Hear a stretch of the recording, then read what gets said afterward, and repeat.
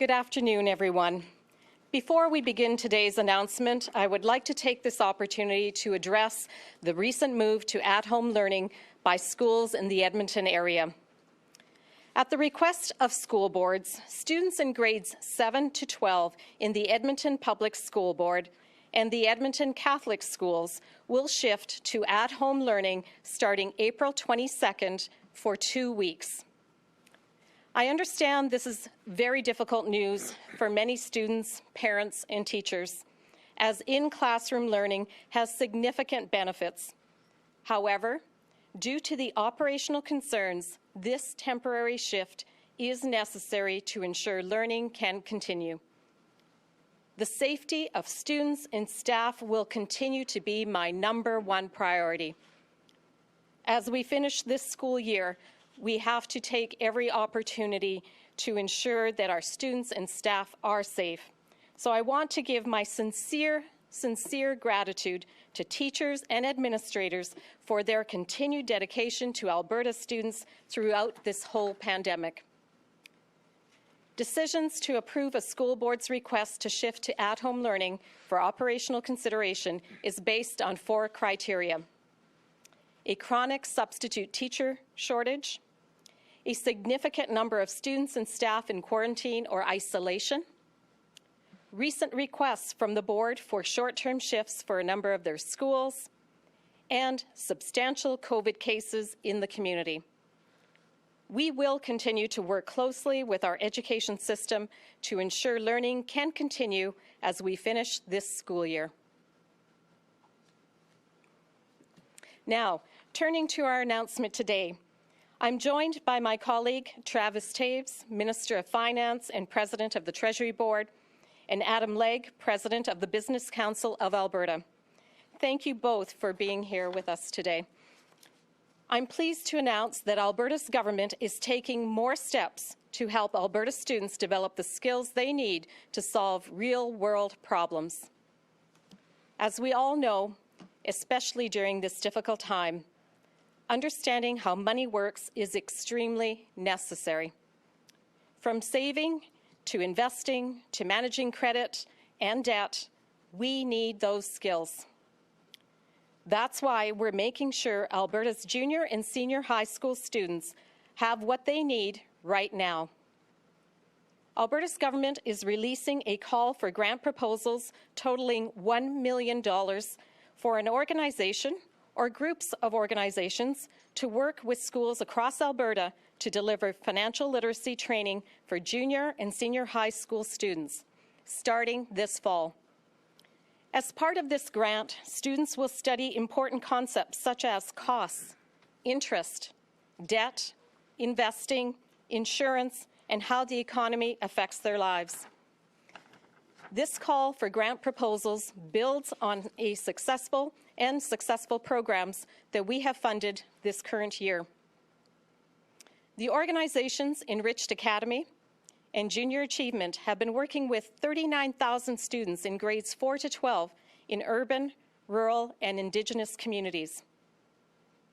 Enriched Academy partnered with high schools to teach students about managing finances. Junior Achievement of Southern and Northern Alberta worked with students in grades 4 to 12 on financial literacy, work readiness, and entrepreneurship. We heard feedback from many of those who participated in the programs, and students told us 2 things. 1, after taking the program, they felt more comfortable with money, and 2, they felt better prepared for the future. I think those responses say it all. Thousands of children and young adults today in cities, small towns, and Indigenous communities in Alberta are better equipped, not just for the problems they may face, but for the realities they will face. Now, more than ever, we all need financial literacy. These are important lessons that can be taught and learned from a young age.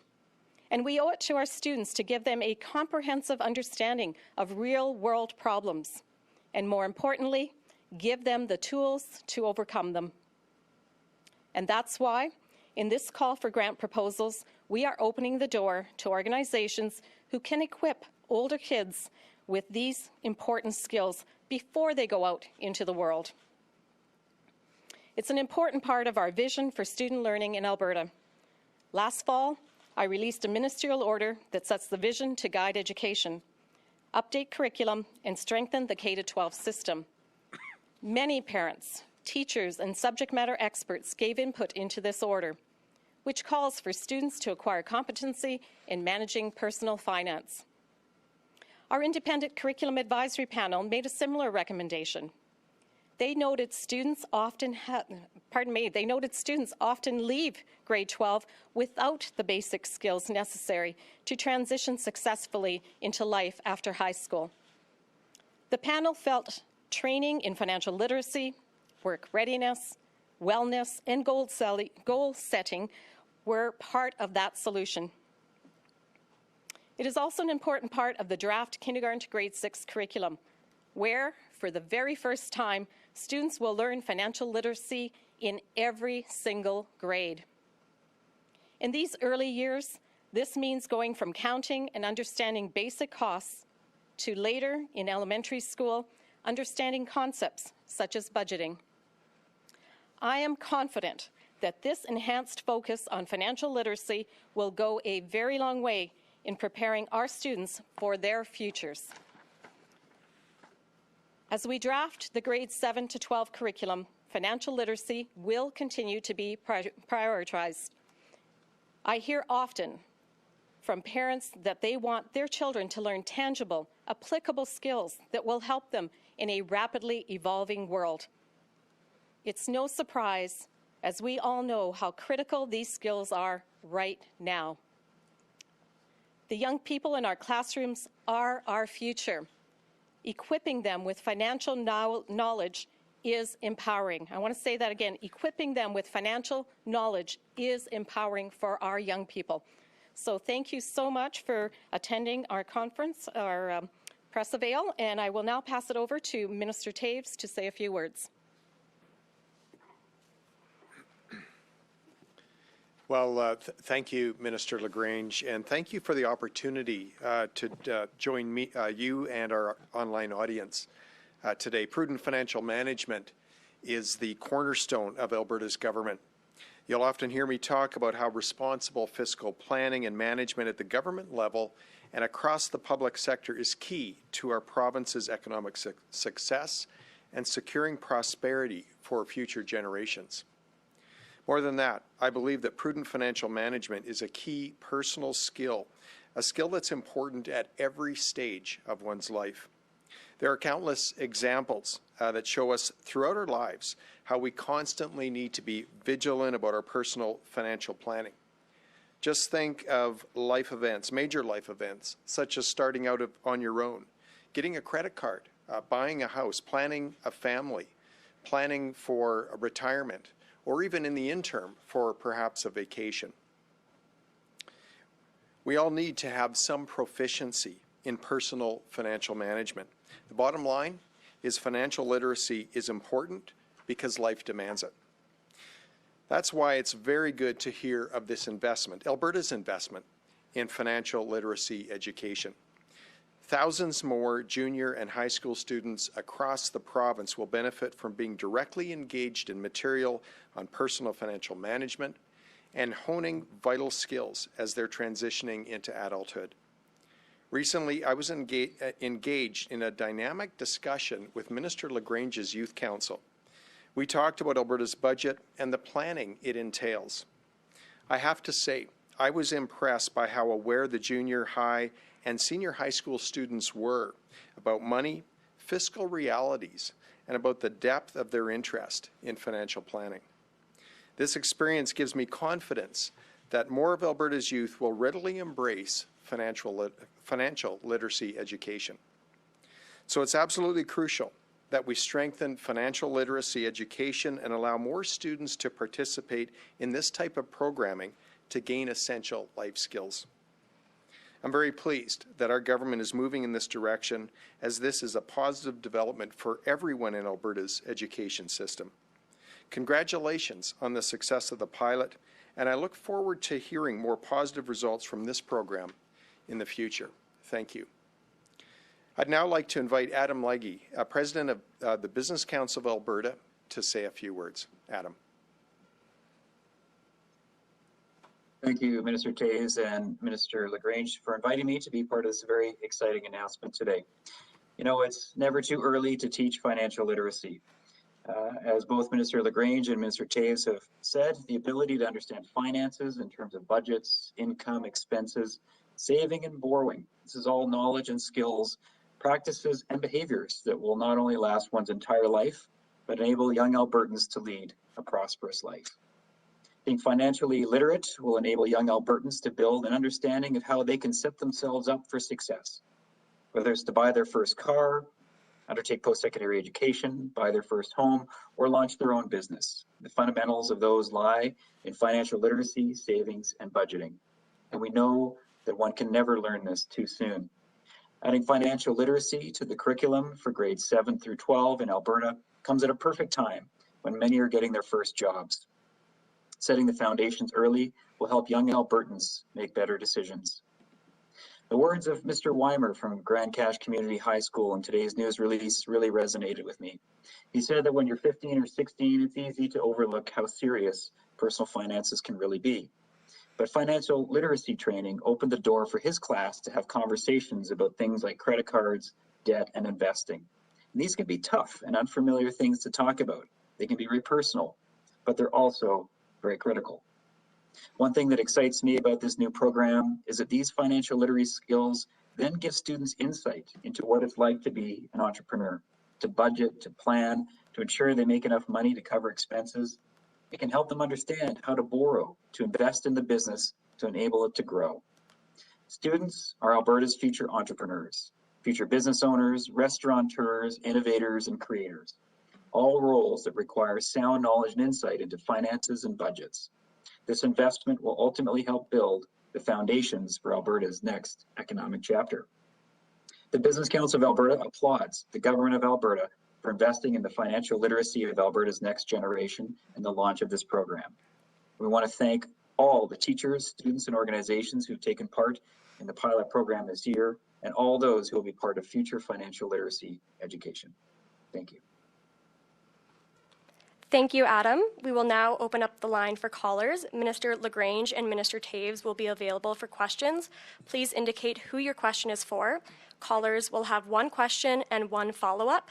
Operator, will you please put through the first caller?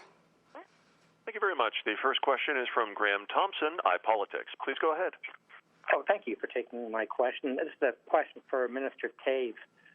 Sorry, this is about the federal budget. I'm sorry, this is a question you've been asked before, but we're getting this kind of fuzzy answers from you and the Premier. The daycare program that the federal government wants to bring in. I know you've said that there are problems with it, that there's too many strings attached to it, there's too few options. What would it take to have Alberta sign on to this daycare program from the federal government? Well, thanks for that, Graham. Firstly, I do want to acknowledge and let me say this, absolutely appreciate the importance of accessible, affordable daycare for Alberta families, especially Alberta mothers, so that they can re-enter the workforce, so they have great options to do so. And I really believe that accessible, affordable childcare options are going to be critical to Alberta's economic recovery. Our concern with the program that was unveiled in the federal budget is this: that it's very narrow. We don't believe it's broad enough to adequately encompass the childcare options that many Alberta families would want to pursue. And so our recommendation in fact, our ask of the federal government is this: provide us with the funding and let us develop and roll out an affordable, accessible childcare system that will offer parents a choice and range of options that will suit their individual needs. Okay, just a follow-up then. So you want the money from the federal government, then run your own program your own way, not in conjunction with the federal government, is that right? Absolutely. We would, you know what, Canada is a very large, diverse nation. And every province, no doubt, will have some specific realities that their programming should really accommodate. And I believe childcare is not unique. Alberta families, many of them work shift work. Many of them are in rural communities. Alberta families need flexible options in terms of obtaining the childcare provision. And our recommendation, in fact, our ask of the federal government would be to provide Alberta the funding, and we will work together with Alberta families. I know the Minister of Children's Services, Minister Schultz, has already engaged many Alberta families, and we're very confident that we could roll out a program that would meet the unique needs and ensure the flexibilities required by Alberta parents.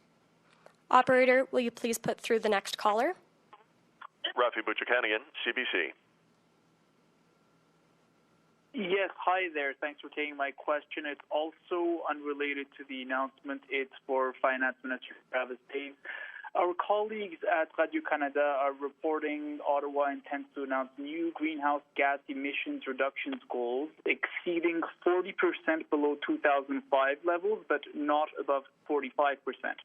We're hearing one of the reasons it's a range is because the federal government understands it has to get provinces to cooperate toward this new goal. Would it have Alberta's cooperation?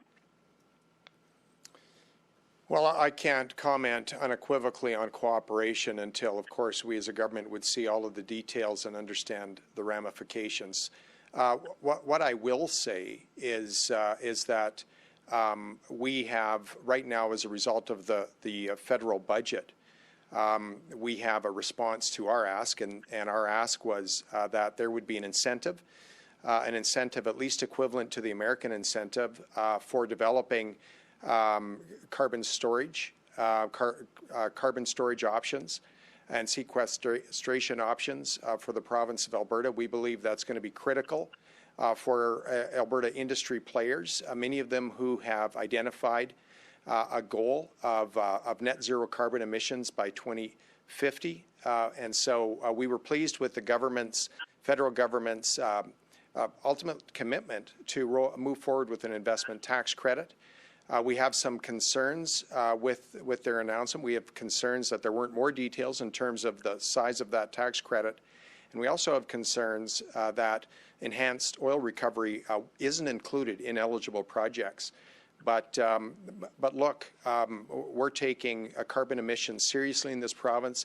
In our energy industry, we have world-leading players who have been on a path for really decades in carbon emission reduction initiatives, and our quest continues, and we have industry players who are on a path of continual improvement. Do you have a follow-up? I do, thanks. So this goal by Ottawa has shifted from something like 31% to between 40 and 45% within a week. I wonder, how realistic do you think this new goal is? You know, I'll make a high-level comment here. We have real concerns with the federal government's heavy-handed approach around carbon emissions, certainly with respect to implementing the carbon tax here in Alberta. We again recognize the great importance to reduce carbon emissions, and this province, and certainly our largest industry, is on track to reduce those emissions significantly, and in fact we have a track record to do so. But we absolutely have to do so in a way that minimizes the effect on Alberta's economy, on the national economy, and on Alberta and Canadian families. Operator, will you please put through the next caller? Tom Ross, 660 News. Hi. For Minister LaGrange, I just want to ask about the draft K-6 curriculum. With so many school boards around the province rejecting to pilot the program, does this cause any concerns that maybe you were, on the wrong track with this draft? We've said all along that we are going to take all of the feedback that we get from school authorities, from the general public. We've actually instituted the most transparent process in getting that feedback. So I'm very much looking forward to working with school authorities. We know that some school authorities, given the COVID fatigue and other issues, are choosing not to pilot. But there are other ways that they can contribute by providing their written feedback, by taking part in the engagement sessions that we will be conducting. We are looking forward, I am very much looking forward to hearing from every single Albertan and every single school authority and teachers, everyone in the province, as to their feedback on our curriculum. Do you have a follow-up? Yes, and also the NDP today was talking about asking the province to release more funding for school boards so that they could hire some more teachers for the last couple months of this year. Is there any consideration from the government to release funds and make it more prudent for them to hire more teachers, replace them? Well, thank you for the question, and it has been a really difficult year for everyone, and I acknowledge that, and I acknowledge the tremendous work that our teachers have been doing all along and our administrators in a really tough year. So again, kudos to them for ensuring that our students are learning in a safe environment. They've done a tremendous job. But what has arisen over the last little while is that certain school boards have been facing, particularly operational issues, a shortage of substitute teachers in particular. That coupled with rising numbers of COVID cases within the general population, which then spilled over into the classroom in requiring isolations. All of those factors, they brought forward requests asking for a short-term 2-week going to online for grades 7 to 12, which I've accommodated for those school divisions. And just further to your actual original question was that school authorities in the province, we roll out 98% of all funding to school authorities, to school boards, to make those local decisions for their communities. And my understanding is that it is not a funding issue, it is a capacity issue, and it has been all along that we just don't have that number of substitute teachers available for those school authorities to actually hire with the funds that they do have. We have time for 2 more questions. Operator, will you please put through the next caller? Thank you. Kevin Nimick, CTV Calgary. Hi there. This is a question for Minister LaGrange. Parents we have talked to say they have sometimes had to wait 4 to 5 days recently for a COVID-19 a COVID-19 test, and that's extremely challenging. Is that one of the reasons more Alberta school boards are going online over the next 2 to 3 weeks? That is not my understanding. I know that Alberta Health has been very responsive to parents and to students and to staff when a test has been required.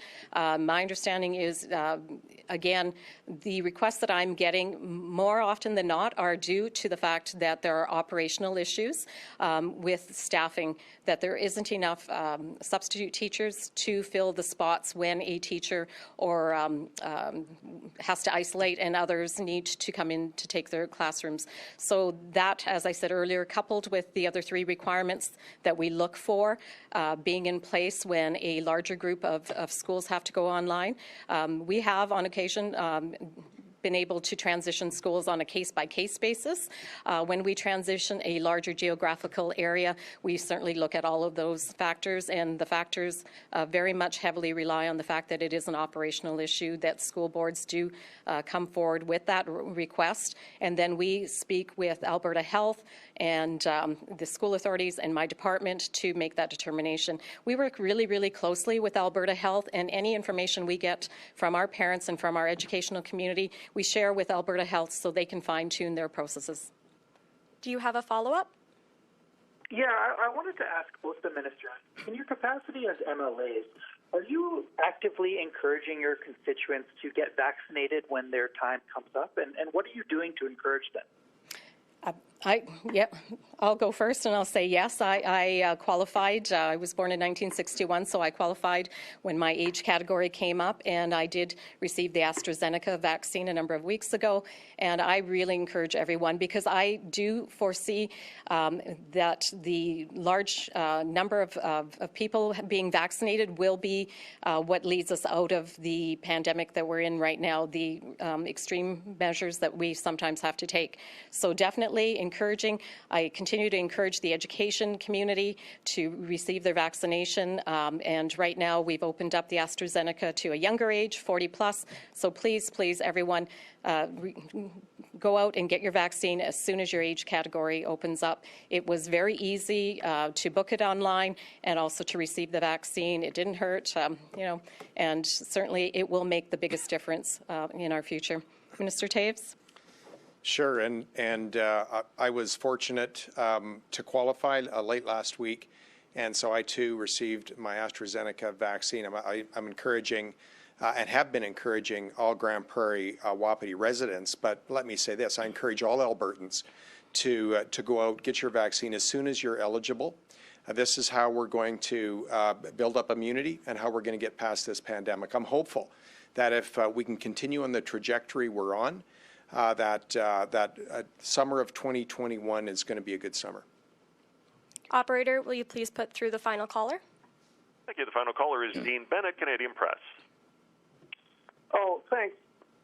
Minister LaGrange, Sarah Hoffman was also saying that when it comes to this late scramble by 7 to 12 students, the grade 7 to 12, you're actually the author of a lot of this misfortune stemming back from the layoffs you instituted a year ago, which are still being reverberated through the system. How do you respond to that? The short-term transition that occurred last spring when all of our schools, every school went to online learning was, again, very short-term. Full funding was restored to school divisions in early July, and so they had access to their full funding at that time and made decisions that benefited their school division. And so, again, 98% of all funding from the department flows directly to school authorities to make local decisions, because they're in the best position to understand what the realities are within their local environment and to make sure that they have the appropriate staff. We always have some transition in terms of numbers of staff that transition out, retire, etc. So I'm not sure what her numbers that she was referring to. I did hear her press conference. But again, full funding was restored to school divisions in July of last year. Do you have a follow-up?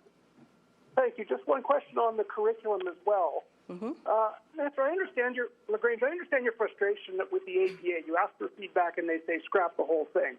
But you sort of antagonized them too. You told them that their survey is bogus and that and you dismissed their concerns on collaboration. My point is, if your ultimate goal is to deliver a curriculum that works for Alberta, how does publicly feuding with the ATA accomplish that goal? Aren't we just going down the same path that Chandro did with the doctors? And we know that turned into a cautionary tale. Well, Dean, I have the utmost respect for teachers and the work that they do and the professionalism that they have. And certainly I am looking forward to hearing from every single teacher out there. I want them to weigh in on the curriculum. I want them to fully read it and develop their own personal position on the curriculum and to share it and give us their feedback. And for those who choose to pilot it, to further give us the on-the-ground feedback that they will give us through the classroom piloting stage. The union for teachers appears to want to make it more political. I really don't want to go down that path. I prefer to work collaboratively, but the fact that they have not reached out to me or my department since the curriculum has come out to set up a meeting, to have a discussion, speaks volumes to me. That's all we have time for today. Thank you for dialing in and have a great day.